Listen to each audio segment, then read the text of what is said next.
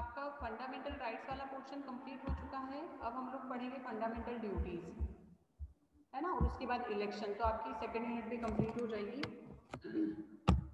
आप लोग नोट्स बना रहे हो सभी लोग, या फिर आपके पुराने नोट्स है तो उससे भी आप लोग पढ़ सकते हैं, कोई इशू नहीं है। बस आपका सिलेबस के अकॉर्डिंग आप लोग थोड़ा सा प्रिपरेशन कर लीजिए। देखिए, फंडामेंटल राइट्स हम लोगों ने पढ़े, डायरेक्टिव प्रिंसिपल्स आपके सिलेबस का पार्ट नहीं है क्योंकि ये पॉलिटिकल साइंस का सिलेबस है। अभी हमें आपके जो सिलेबस में है वो है फंडामेंटल ड्यूटीज। तो फंडामेंटल ड्यूटीज ऑलमोस्ट आप सभी लोग जानते हैं कि हमारे यहाँ पर आर्टिकल 51A में फंडामेंटल ड्यूटीज को इंडियन कॉन्स्टिट्यूशन में डिस्क्राइब किया है। 42 में जो 42 जो अमेंडमेंट हुआ था 1976 में, इसमें फंडामेंटल ड्यूटीज को ऐड किया था और ये हमारा 86 अमेंडमेंट के बाद एक और इसमें ऐड किया गया है। स्वराज सिंह कमेटी है जिन्होंने फंडामेंटल ड्यूटी को रिकमेंड किया था और उसे बहुत ज्यादा जरूरी बताया था। हमारे यहाँ पर शुरू से ही इस चीज को लेकर बहुत आर्ग्यूमेंट रहे हैं। देखिए, राइट्स को लेकर एक अवेयरनेस होता है,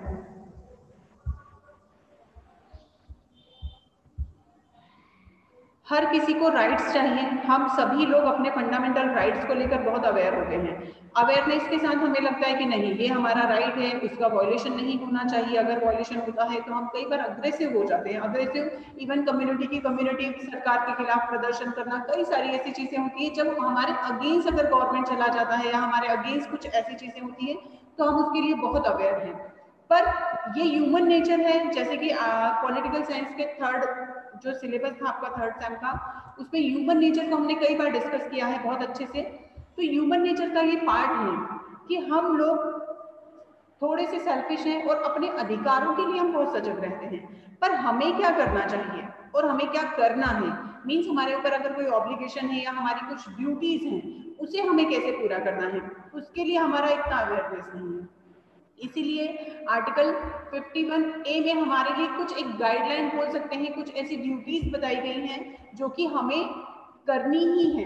अब सबसे बड़ी चीज थी वो करनी ही है में क्या वो पनिशेबल है, तो पनिशेबल तो अभी हम जब प्रैक्टिस करेंगे तो आपको और अच्छे से समझ में आएगा। तो फंडामेंटल राइट्स और फंडामेंटल ड्यूटीज ये एक तरह से परस्पर हैं। जैसे जूरिस्प्रूडेंस में भी आप लोगों ने पढ़ा ही होगा कि मूल हमारे कर्तव्य और हमारे अधिकार, हमारे राइट्स एंड हमारी ड्यूटीज, ये कैसे हैं, परस्पर हैं। अगर हम अपने राइट्स को लेकर अवेयर होते हैं, अगर हम हमारे राइट्स की डिमांड करते हैं, तो डेफिनेटली उसी से जुड़ी हुई होती हैं ड्यूटीज, वो उससे अलग नहीं है। अगर आपको ये चाहिए कि कोई आपको परेशान ना करे, आपके साथ इक्वालिटी हो, आपको फ्रीडम दिया जाए, तो उस फ्रीडम का यूज किस लिमिट तक करना है। क्या उसमें आप किसी चीज को नुकसान पहुंचाते हो, नहीं, यहाँ पर कुछ ऑब्लिगेशंस भी हो, है ना। इसीलिए यहाँ फंडामेंटल ड्यूटीज मेंशन की गई हैं। तो हमेशा ये चीज याद रखिएगा, अधिकार और कर्तव्य कॉन्स्टिट्यूशन वाले पार्ट पर नहीं है, एवरीवेयर अधिकार और कर्तव्य हमेशा परस्पर होते हैं। आपको अगर अधिकार चाहिए तो फिर आपको उससे जुड़े, जैसे कि ये चेयर मेरी है और इस चेयर पर मेरा अधिकार है, तो इस चेयर पर मुझे ही बैठना है, ये मेरा अधिकार हुआ। अब मेरी ये ड्यूटी है कि अब मैं सिर्फ अपनी ही चेयर यूज करूं, मैं किसी और की चेयर को जाकर वो नहीं करूं, अपनी किसी और की चेयर पर जाकर नहीं बैठूं, क्योंकि अब ये मेरा अधिकार है। तो अब मेरी ये ड्यूटी है कि मैं सिर्फ अपनी चीजों को यूज करूं, है ना, किसी और की चीज पर अनवांटेड पोजीशन न लूं। अगर मुझे फ्रीडम दिया गया है, मैं चाहती हूँ सोसाइटी में पीस रहे, तो उसके लिए मुझे क्या एफर्ट्स लगाने पड़ेंगे। अगर हम लोग चाहते हैं कि हमारे स्टेट में, हमारी कंट्री में बहुत सारी चीजें अच्छी हो, पब्लिक इंटरेस्ट के लिए चीजें हो, तो फिर हमें क्या एफर्ट्स लगाने हैं। तो यहाँ पर कुछ फंडामेंटल ड्यूटीज मेंशन की गई हैं, जिसमें सबसे पहले इंडियन कॉन्स्टिट्यूशन के नेशनल फ्लैग और नेशनल एंथम को रिस्पेक्ट किया जाना चाहिए, है ना। अब आप सभी लोगों को पता होगा नेशनल एंथम को लेकर समटाइम्स कई सारे केस लॉज भी हुए हैं, रेट पिटिशन लगाई गई हैं, चीजें इस तरह से हुई है कि उस पर भी कई बार क्वेश्चन अराइज हुआ है कि नेशनल एंथम के रिस्पेक्ट में हम खड़े होते हैं, है ना। अब वही चीज आप सभी लोगों को शायद वो केस भी पता होगा जिससे मल्टीप्लेक्स में नेशनल एंथम बजाया जाता है, तो उसके लिए कई लोग खड़े होते हैं, कई नहीं होते हैं, है ना। तो उस पर भी, तो अब ये एक सिंपल सी आपकी ड्यूटी है कि अगर उसका रिस्पेक्ट करना, और सभी जगह पर इस तरह का संविधान में जो भी हमारी संस्थाएं हैं और उसमें नेशनल फ्लैग और नेशनल एंथम को रिस्पेक्ट किया जाए। फिर cherish and follow the noble ideas that inspired the national struggle for freedom.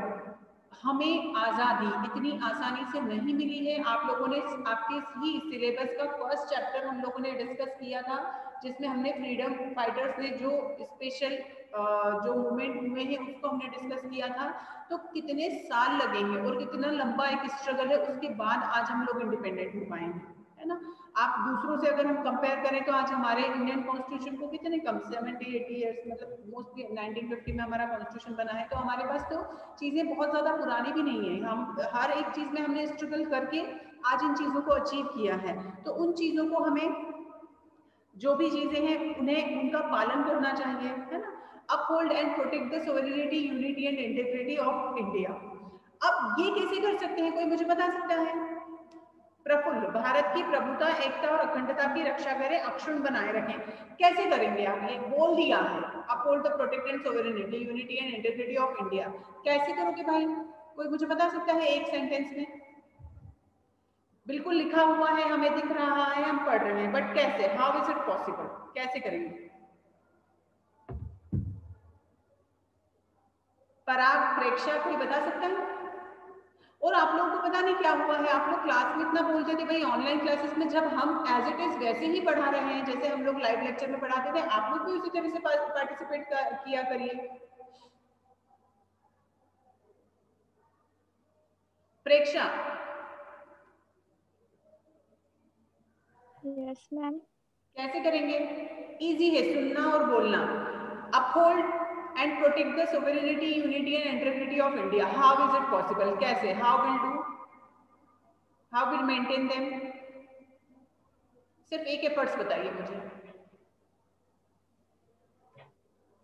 Ma'am यही कि मतलब हम लोगों को ऐसे यूनिटी वाइज रहना चाहिए और इंटीग्रिटी होनी चाहिए हमारे अंदर, मतलब कंट्री को लेकर के, यही सब। अब आपने सभी ने सुना होगा जातिवाद, आतंकवाद, भाषावाद, सभी ने सुना है ये सारी चीजें, आरक्षण और यस अपनी मैम। जैसे माइनॉरिटीज, इतनी सारी चीजें हैं जो छोटी छोटी चीजें इवन स्टेट को लेकर होते हैं, आंदोलन होते हैं, दंगे होते हैं, फसाद होता है, लोग अपनी डिमांड्स को लेकर गवर्नमेंट के सामने खड़े हो जाते हैं। क्या है वो सारी चीजें? आपकी सोवरेनिटी को वो सीधे से पुश करता है, धक्का देता है, मींस परेशान करता है, आपकी यूनिटी खराब करता है। कई बार आपने देखे होंगे कि इस तरह की जितनी भी चीजें हैं जो कि बड़े लेवल पर यूनिटी, और यूनिटी भी किस चीज की? अपनी चीजों को प्रायोरिटी पर रखने के लिए, जैसे भाषावाद हुआ, जातिवाद हुआ, आरक्षण हुआ, या स्पेशली कुछ ऐसी डिमांड्स हुई जो कि हमारी यूनिटी को हर्ट करता है। उस तरह की जो एक्टिविटीज है उन्हें कंट्रोल करना, और उन्हें कंट्रोल करने के लिए जरूरी नहीं है हर बार गवर्नमेंट आए, गवर्नमेंट उन चीजों को कंट्रोल करे, ये हम लोगों को करना है।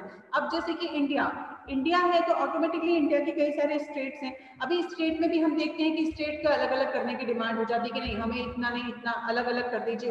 हुए भी हैं, आप लोगों को पता ही होगा, तेलंगाना हुआ, कई बार मजबूरी में किए गए हैं, कई बार जरूरत के हिसाब से किए गए हैं। तो कई ऐसे हमारे यहाँ पर मुद्दे हैं, कई ऐसे बड़े बड़े विषय हैं जिन पर कि इस तरह की चीजें होती हैं जो कि हमारी यूनिटी को, इंटेग्रिटी को परेशान करती हैं, उन्हें हर्ट करती हैं। तो उस चीज पर स्पेशली फोकस करने का काम सिर्फ और सिर्फ पब्लिक का है।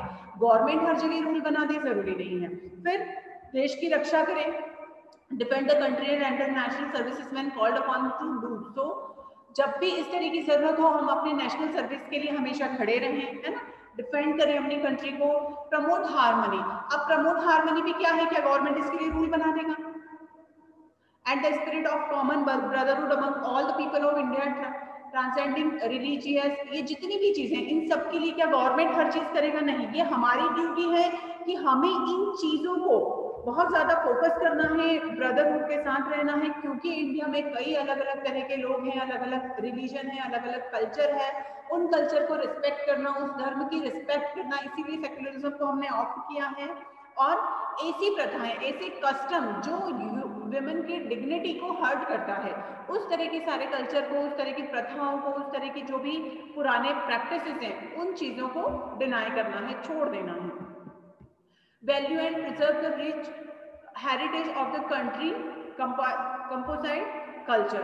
अब जो भी हमारी जो सामाजिक और इस तरह की संस्कृति, जैसे कि पुरानी चीजें, हिस्टोरिकल जो भी चीजें हैं जो हमारी कल्चर को शो करता है, उन चीजों को वैल्यू करना, प्रोटेक्ट करना। एनवायरनमेंट सबसे मेन चीज, एनवायरनमेंट में झील, नदियां, कई ऐसी चीजें हैं जिनको कि उनके लिए एक फीलिंग रखना, दया रखना और उनको सपोर्ट करना, फेवर करना। सपोर्ट करना इन द सेंस कि जो भी लिविंग क्रिएचर्स हैं उन सब के लिए, जैसे होता है ना शिकार पे लोग जाते हैं, कई ऐसी चीजें हैं जो कि उनको हर्ट करने, खेत वन जो हमारे फॉरेस्ट हैं उनकी कटाई, जबकि इन सब के लिए रूल्स रेगुलेशंस बनाए गए हैं। लेक हैं, रिवर्स हैं, जिसके कि जैसे गंगा नदी इतना गंदा कर दिया कि उसके लिए करोड़ों रुपया देने के बाद भी, तो ये सारी चीजें हमारी नेचर, मदर नेचर के से जुड़ी जितनी भी चीजें हैं उन सब चीजों को प्रोटेक्ट करना ये हमारा काम है। बहुत इजी हो जाता है कहीं भी कचरा डाल देना, बहुत इजी हो जाता है केमिकल वेस्ट कर देना नदियों में, लेक में। इन सब चीजों को कंट्रोल करने के लिए एनवायरमेंटल लॉ बनाया गया है, है हमारे पास लॉज हैं, उसके पीछे पेनल्टीज है, सब कुछ है। बट एक हमारी मोरल ड्यूटी भी है ये, और इवन हमारी फंडामेंटल ड्यूटी भी है। फिर develop scientific temper, humanism, spirit the inquiry and reform. जो साइंटिफिक चीजें हैं, वैज्ञानिक दृष्टिकोण जो है, मानववाद और इन सब चीजों को सुधार करना। अब देखिए ये सारी चीजें ऐसी नहीं है कि सिंपली हो जाएंगी। कैसे होंगी? इन सब चीजों के लिए एजुकेशन, एक स्कोप, एक थोड़ा सा वाइड स्कोप पे जाकर थिंक। ह्यूमनिज्म क्या होता है? ह्यूमनिज्म अपने आप में इतना बड़ा वर्ड है डिस्कस करने का। मानववाद, लिख लीजिएगा ऐसे, मानववाद। ह्यूमन हम लोग अगर हैं तो हम लोगों के बिहेवियर के साथ उस चीज को मेंटेन रखना, मोरल एंड सिविल ड्यूटीज के साथ, वो सारी चीजें यहाँ पर आती हैं।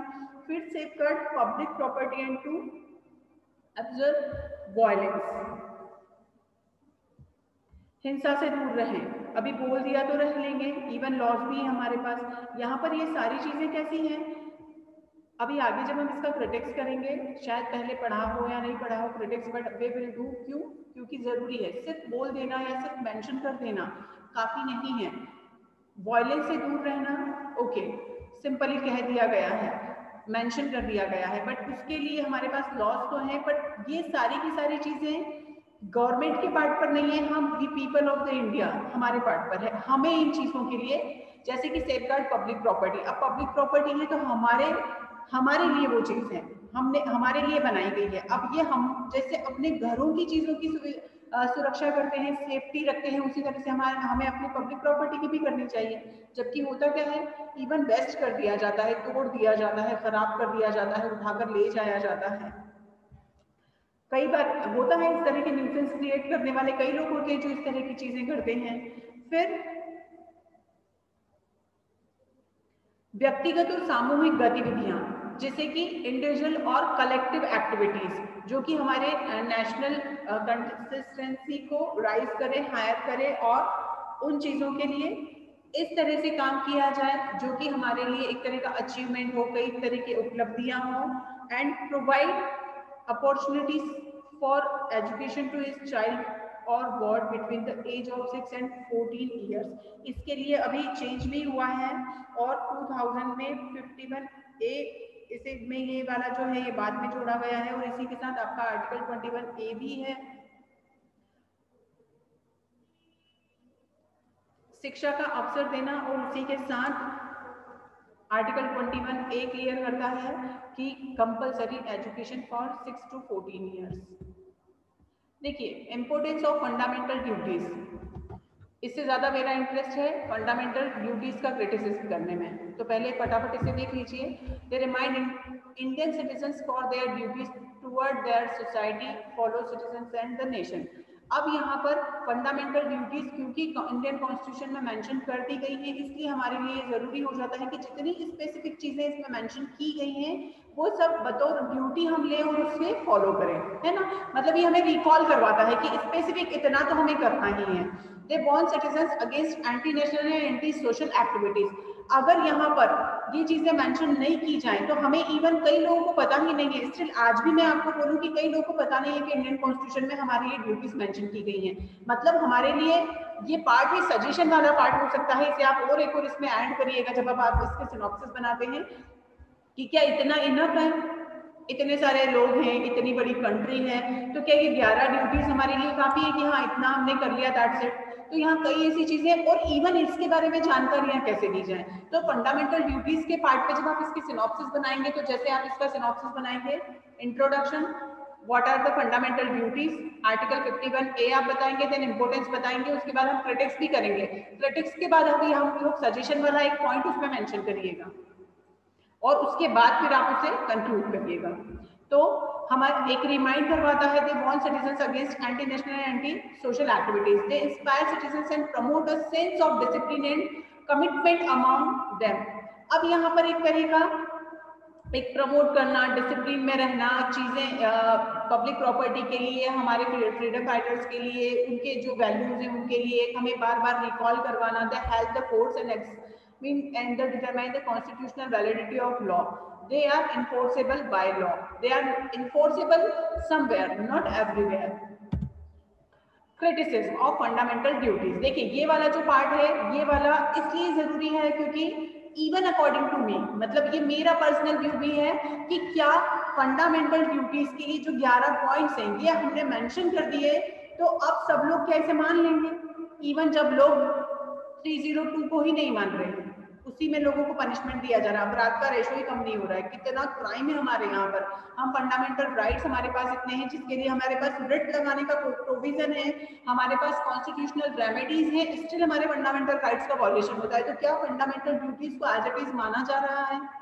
They have been described by as the code of moral process due to non their justifiable character.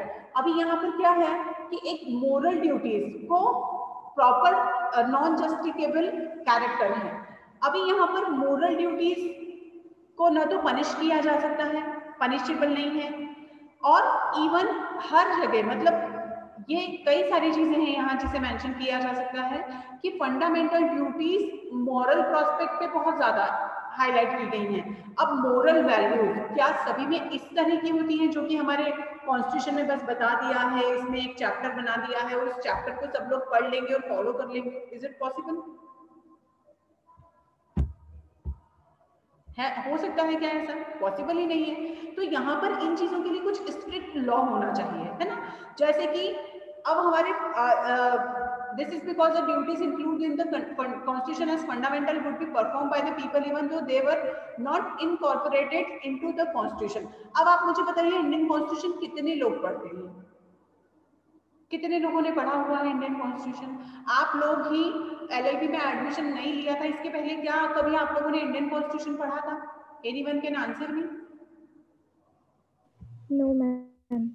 क्या किसी के पेरेंट्स ने कभी पढ़ा हुआ है जो कि लॉ की फील्ड का नहीं है?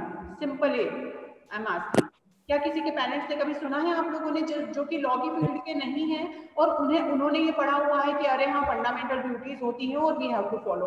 कभी हमने अपने बच्चों को सिखाया है? आप लोगों को कभी आपके पेरेंट्स ने बताया है कि इंडियन कॉन्स्टिट्यूशन के चैप्टर 19 में आर्टिकल 51A में फंडामेंटल ड्यूटीज मेंशन की गई है and you have to follow? ऐसा अभी कभी हमें सिखाया गया है? मीन्स ये सबसे बड़ा एक बहुत ही बड़ी कमी हम बोल सकते हैं फंडामेंटल ड्यूटीज को लेकर कि कौन पढ़ता है, कितने लोग पढ़ते हैं। हम लॉ की फील्ड के जो लोग हैं वो पढ़ते हैं, जो लॉयर्स हैं वो पढ़ते हैं, जो जुडिशरी से जुड़े हुए लोग पढ़ते हैं, बाकी जो मेन पब्लिक जिससे कि इसे फॉलो करना है, क्या वो लोग पढ़ रहे हैं? क्या वो लोग उस चीज को एज इट इज मान रहे हैं कि नहीं हमारे इंडियन कॉन्स्टिट्यूशन में लिखा गया है इसलिए वी हैव टू फॉलो? नहीं। तो इसीलिए यहाँ पर जो क्रिटिक्स वाला पार्ट है वो पार्ट इसलिए थोड़ा डिस्कस करने के लिए आता है बार बार, क्योंकि अगर फंडामेंटल ड्यूटीज हमने बोली गई हैं तो एटलीस्ट कुछ तो ऐसा हो कि अगर लोग उसे नहीं माने तो हम उसके लिए लोगों को, कॉमन पीपल को, इवन पब्लिक को समवेयर पनिश कर सके जहां की जरूरी है। अब जैसे कि एक चीज है कि देश की रक्षा करें, अभी कैसे करें, क्या करना है उसके लिए कोई गाइडलाइन है? हाँ भाई ठीक है, आप लोग सिविल सर्विसेज में चले जा सकते हैं, आप लोग सोल्जर बन सकते हैं, कई सारी चीजें हैं। इसके अलावा और क्या करेंगे? यहाँ पर मिडिल क्लास फैमिलीज और लोअर क्लास फैमिलीज की खुद के इतने प्रॉब्लम्स हैं कि अगर उनके लिए ये पॉइंट रखा जाता है तो सबसे पहले वो अपना घर, अपनी पॉवर्टी, अपने रोजगार और इन सब चीजों को डिस्कस करता है। तो यहाँ पर चीजों के लिए कुछ ऐसे लॉज भी हों, इस तरह की चीजें हों, उस तरह का प्रॉपर एक फॉर्मेट हो कि अगर फंडामेंटल ड्यूटीज से डिनाई किया गया है तो वहां पर कुछ पनिशमेंट भी हो सकता है। और जो प्रॉब्लम्स या क्रिटिक्स में आप लोगों से डिस्कस कर रही हूँ, यही चीजें आपके लिए सजेशन वाले पार्ट में भी चली जाएंगी। क्लियर? समझ में आ रहा है?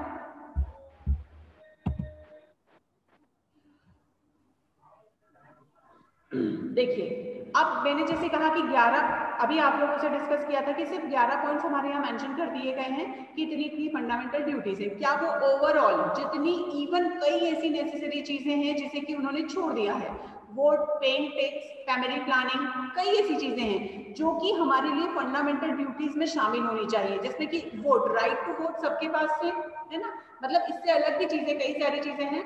राइट टू वोट सभी को है। अभी कई बार आप लोग देखते होंगे कि राइट टू वोट में भी कितने लोग बोलते हैं ठीक है मुझे नहीं वोट डालना है। अरे क्यों नहीं डालना है? एक उसके ऊपर भी ये कि अगर आपको ये राइट चाहिए तो उस राइट को आप भी एक ड्यूटी भी उस चीज को आप वो करें कि नहीं, ये हमारी ड्यूटी भी है कि हमें वोट डालना है। हर व्यक्ति उस तरह से नहीं सोचता है। फिर पेइंग टैक्स, अब वो टैक्सेशन में, टैक्स लॉ में कई सारे रूल्स रेगुलेशंस बना दिए हैं, वो एक अलग बात है, बट कई जगह ये भी होता है कि टैक्सेस पे ही नहीं किए जा रहे हैं। फैमिली प्लानिंग पर किसी तरह का कोई प्रेशर नहीं है, आपके यहाँ का पॉपुलेशन इतना ज्यादा हो गया है। कई ऐसी चीजें हैं जो कि हमारी जो पर्टिकुलर कमेटी बनाई गई थी, इवन उन्होंने पे टैक्स के लिए इस चीज को रिकमेंड भी किया था, बट कई ऐसी चीजें हैं जो कि इंडियन कॉन्स्टिट्यूशन की जो हमारा ड्यूटीज है उसमें इंक्लूड नहीं की गई हैं। इसमें एक पॉइंट और है, आप ये देखिएगा, कुछ ऐसी ड्यूटीज थी जो उन्होंने इवन इस कमेटी ने मेंशन किया था, रिकमेंड किया था कई और ड्यूटीज को, जिसे कि एक्सेप्ट नहीं किया गया, जो कि बहुत जरूरी थी। आई थिंक इवन आप लोग पढ़ेंगे तो आपको भी लगेगा, citizens to be penalize, punished by the parliament for any non compliance with the refusal to observe any of the duties. अगर किसी ड्यूटीज को प्रॉपर वे में नहीं माना जाता है या रिफ्यूज किया जाता है तो उस पर कुछ तो पेनल्टी हो, कोई तो पनिशमेंट हो, है ना। और ये चीजें इसमें मेंशन की गई थी, बट स्टिल उसे एक्सेप्ट नहीं किया गया। फिर the punishment penalties decided by the parliament shall not be called in the question in any court of the ground। जो पेनल्टीज लगा दी गई है उस पर किसी तरह का क्वेश्चन अराइज नहीं होगा। जिस तरह से क्राइम, एक बार आपने आईपीसी के अगर पर्टिकुलर किसी सेक्शन को वायलेट किया है या उसे ब्रेक किया है, तो जब आपकी अगेंस्ट एफआईआर फाइल किया जाता है तो आप उस पर ये क्वेश्चन नहीं कर सकते ना, अगर आपने सच में वो एक्ट किया है तो आप ये नहीं बोल सकते कि मुझ पर ये चार्ज क्यों लगाया गया है। और जब कोर्ट में चार्जशीट तैयार किया जाता है तो वहां पर आपसे पूछा जाता है कि इतने इतने चार्ज आप पर लगाए गए, कि आप डिनाई करते हैं। मोस्टली जो भी अक्यूज होता है उसे डिनाई कर देता है, उसके बाद उसका ट्रायल चलाया जाता है। तो यहाँ पर फंडामेंटल ड्यूटीज को भी इस तरह से क्यों नहीं लिया जाता है कि अगर कोई व्यक्ति उसे मानने से इनकार कर देता है तो आप जब उसके लिए पार्लियामेंट किसी तरह का रूल बनाता है या उसे पनिश करता है तो उस पर क्वेश्चन अराइज नहीं किया जाएगा। और सबसे मोस्ट इंपोर्टेंट, ड्यूटी टू पे टैक्सेस। लॉस होना एक अलग बात है, पर अगर किसी चीज को ड्यूटी मतलब वर्ड ही कैसा है, कर्तव्य, बिना बोले आपको करना है। यहाँ बार बार आपको बोला नहीं जाएगा कि आपको ये चीज करनी है, आपके लिए मेंशन कर दी गई है गाइडलाइन की ये आपकी ड्यूटीज हैं। अब जब आपकी जो चीज आपकी ड्यूटी में शामिल है तो वो आपको करना है। जैसे हम लोग को रोज लेक्चर लेना है, अभी हमारा ड्यूटी है, हमें रोज आकर क्या बोला जाएगा कि अरे आपका लेक्चर है, आपको लेना है, ये हमें असाइन हो चुका है। इसी तरह ये सारी की सारी ड्यूटी हमें असाइन की जा चुकी है, किसके द्वारा, इंडियन कॉन्स्टिट्यूशन के द्वारा। अब एक बार हमें ये ड्यूटीज मिल चुकी हैं तो डेफिनेटली अब क्या करना है कि हमें इन्हें मानना ही है। पर वो मानने के लिए प्रॉब्लम, जैसे कि मेरे लिए बार बार यही चीज आती है कि प्रॉब्लम क्यों है, क्योंकि क्या सभी को पता है कि हमारी ड्यूटीज हैं। तो सबसे पहले इसमें एक सजेशन वाला पार्ट में बार बार बोल रही हूँ कि इसमें आप ऐड करिएगा कि अगर हम क्रिटिक्स करते हैं या कुछ ऐसी चीजें हमने जो डिस्कस की हैं अभी, इसमें ये चीजें भी शामिल करिए कि भाई क्या चीजें और हैं जो फंडामेंटल ड्यूटीज में ऐड की जा सकती हैं, क्या ऐसी चीजें हैं जो फंडामेंटल ड्यूटीज को और अच्छे से फॉलो करने के लिए, मानने के लिए और लोगों को उस चीज के लिए अवेयर करने के लिए किया जा सकता है। तो इस पार्ट को कैसा किया जाए, इस पार्ट को स्टार्टिंग में इवन स्कूल से स्टार्ट कर दिया जाए कि भाई जैसे ही बच्चे थोड़ी बड़ी क्लास में हो उन चीजों को शामिल किया जाए। कॉन्स्टिट्यूशन का ऐसा कई सारा पोर्शन है जो कि सभी बच्चों को, not for only for law students, सभी स्टूडेंट्स को पढ़ाया जाना चाहिए। इवन एजुकेशन पॉलिसी में कुछ पोर्शन इंक्लूड किया जाना चाहिए कि ये सारी चीजें सभी को पता हो। आज 10th क्लास का बच्चा अगर पढ़ता है कि भाई हमारे फंडामेंटल ड्यूटीज इतनी है, या 8th क्लास का बच्चा पढ़ता है तो उसका माइंडसेट उसी एज में हो जाता है। एक टीन एज में उसका माइंडसेट होता है कि नहीं ये चीजें तो हमारे लिए हैं, हमें करनी चाहिए, क्योंकि वो एज ऐसा है कि उस एज में हमें समझता है कि अरे ये हमारे काम है, हमें करना है। वो लर्निंग प्रोसेस में हम उस चीज को ऑप्ट करते हैं। तो इन चीजों को उस तरह से शामिल किया जाए ताकि लोग ज्यादा अच्छे से इन्हें मान सके, ज्यादा अच्छे से, क्योंकि भाई हम लोगों का अगर वायलेशन होता है तो हम लॉयर के पास चले जाएंगे फंडामेंटल राइट्स के वायलेशन के लिए, तो फटाक से वहां जाकर ग्रेजुएट सब लगा देंगे, बट इनके वायलेशन पर क्या हो रहा है, कुछ भी नहीं। एक और इसमें पॉइंट्स है, फैक्ट्स हैं, मैंने कुछ फैक्ट्स मेंशन किए हैं, या लोग आप लोगों के सिर्फ थोड़ा सा वास्ट नॉलेज के लिए है कि हमारे यहाँ पर जो हमारी फंडामेंटल ड्यूटीज है दो तरह की हैं, एक मोरल है और एक सिविक है। अब यहाँ पर जो मोरल ड्यूटीज हैं, मोरल ड्यूटीज जो हैं, एक चीज मैं क्लियर करूंगी कि मोरल ड्यूटीज ऑलमोस्ट स्ट्रगल ही करता है एक तरह से, इससे थोड़ा डिफरेंट है ये चीजें। क्यों? क्योंकि मोरल वैल्यूज के अकॉर्डिंग हर व्यक्ति परफॉर्म करे सोसाइटी में, जरूरी नहीं है। अब ये डिपेंड कर जाता है पर्सन टू पर्सन, हर व्यक्ति की मॉरल वैल्यूज अलग है, उसका सोचने का तरीका अलग है। कुछ यहाँ पर मैंने चीजें मेंशन की हैं, आप लोगों के नॉलेज के लिए ही हैं। तो यहाँ पर आपको ये देखना है कि दो कैटेगरी डिवाइड कर दी कि अलग अलग तरह की दो चीजें हैं, कुछ ऐसी हैं जो बहुत ज्यादा जरूरी है जो वी हैव टू फॉलो, और कुछ हमारे मोरल वैल्यूज से रिलेटेड है। ठीक है, अब इस पे थोड़ा सा डिस्कशन में चाह रही हूँ, एक 5 मिनट का, अगर आप लोग एग्री हो तो। समझ में आया लेक्चर? तो पहली चीज देखिए, फंडामेंटल ड्यूटीज में समझने जैसा कुछ नहीं है ना, कि आप लोग, हम लोग उससे रीड करते हैं, इसीलिए हमें समझ आता है कि हाँ ये these are our fundamental duties जो कि कॉन्स्टिट्यूशन में बता दी गई हैं। मेन चीज यहाँ पर डिस्कस करने के लिए है वो है कि क्या फंडामेंटल ड्यूटीज इनफ है, क्या लोग उसे मानते हैं, क्या उसके रिजल्ट हमें प्रॉपर मिल पा रहे हैं जिस इंटेंशन या जिस ऑब्जेक्ट से उसे मेंशन किया गया था।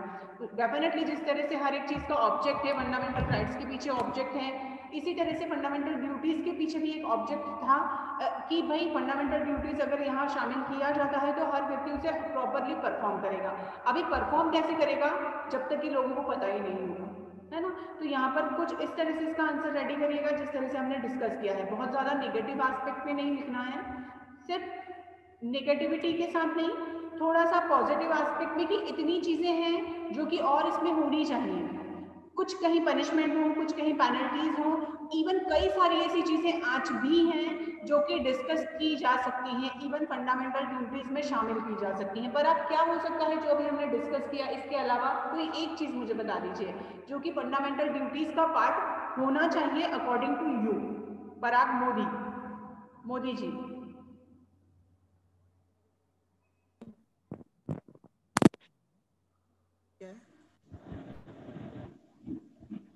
कोई एक पॉइंट मुझे बता सकते हो पराग? हेलो। यस पराग। फंडामेंटल ड्यूटीज का यस, कुछ ऐसा, कोई एक ऐसा पॉइंट बताइए जो कि इतनी सब है, इसके अलावा आपके अकॉर्डिंग अभी कितना हमने डिस्कस किया, तो इसमें कोई और ऐसा पार्ट हो सकता है जो कि फंडामेंटल ड्यूटीज का पार्ट होना चाहिए, क्योंकि नेसेसरी है हमारे पब्लिक इंटरेस्ट के लिए, या इतनी चीजें मेंशन है बट कुछ है जैसी जो कि होनी चाहिए। व्हाट अबाउट मींस, आपको क्या लगता है?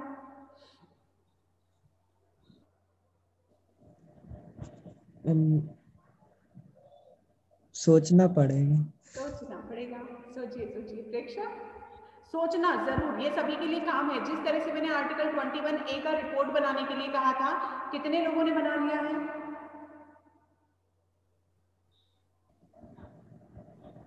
बना तो नहीं है पर बना मुझे लिया। सभी लोग आज के नहीं है मैम, लेकिन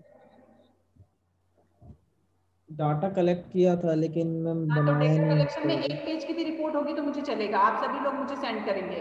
हाँ प्रेक्षा, और एक चीज और करेंगे कि कुछ पॉइंट्स सभी लोग मुझे बताएंगे कि कौन से ऐसे पॉइंट्स हो सकते हैं जो फंडामेंटल ड्यूटीज का पार्ट हो सकते हैं, कौन से ऐसे पॉइंट्स, यस मैम। है ना। ये कम से यस कम 5 पॉइंट मुझे चाहिए सभी से, और विद रीजन वाई, यस और प्रॉपर फंडामेंटल ड्यूटीज को आप इसी तरह से पढ़ेंगे जिस तरह से अभी हमने डिस्कस किया है, क्योंकि नॉर्मली वी नो कि what are the fundamental duties, we know very well, but और क्या होनी चाहिए, क्या क्या हम उसमें ऐड कर सकते हैं। और उसका क्रिटिक्स, देखिए ऐसा नहीं है कि आप क्रिटिक्स कर देंगे तो आपने कॉन्स्टिट्यूशन का कहीं वो किया है, वॉयलेशन किया है या कुछ गलत किया है। अभी हम लोग जब किसी चीज को स्टडी करते हैं तो हम लोग इतना उस पर एक रिसर्च कर सकते हैं, एक हम अपने व्यूज रख सकते हैं कि यहाँ पर ये चीजों में कमी है, तो यहाँ पर हम अपना व्यू तो रख ही सकते हैं कि यहाँ पर ये चीजें और होनी चाहिए, है ना। तो जस्ट आपका व्यू मुझे चाहिए। एपी से किसने ज्वाइन किया है भाई, नाम बता दीजिए अपना।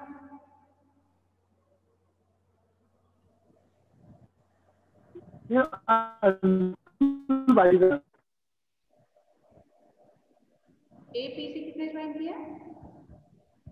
नेटवर्क नहीं आ रहा है, नाम नहीं सुनाई दे रहा मुझे। अंशुल पाटीदार इधर नेटवर्क प्रॉब्लम है। कौन सी क्लास के स्टूडेंट हैं आप? फंडामेंटल ड्यूटीज का जो पार्ट हमने जिस तरह से किया है उस तरह से आप लोग क्वेश्चन बनाएंगे और इसका एक नोट्स बनाकर मुझे दिखाएंगे, जिसमें कि आप क्या और चीजें इसमें ऐड हो सकती हैं। Okay ma'am. और इसके साथ कुछ सजेशन, तो सजेशंस में वो सारे पॉइंट्स आ जाएंगे जो मैंने अभी आपसे डिस्कस किए, और क्या मैं आपसे चाहती हूँ कि आप मुझे और बताएं कि और क्या पॉइंट्स हो सकते हैं। ठीक है जी मैम। Yes ma'am.